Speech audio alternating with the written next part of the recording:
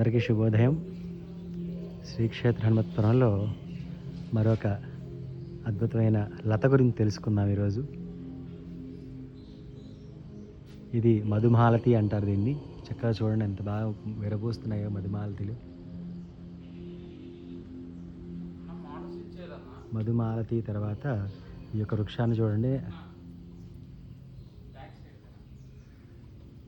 గిన్ని మాలతి అంటారు దీన్ని. మాలతిల్లో ఇది ఒకటి. చాలా అద్భుతమైన పుష్పాలు ఇవన్నీ కూడా. చాలా అద్భుతమైన వాసనలతో విరజిల్లుతూ ఉంటాయి. ఇది పారిజాతము. ఇదిగోండి మధుమాలతి ఎంత బాగా ఈ యొక్క మధువృక్షానికి చుట్టుకునుందో.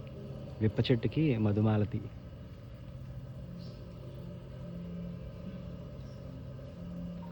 అద్భుతమైన సోయగాలు మీరు ఈ యొక్క వర్షాకాలం అంతా కూడా శ్రీక్షేత్రంలో దర్శించవచ్చు.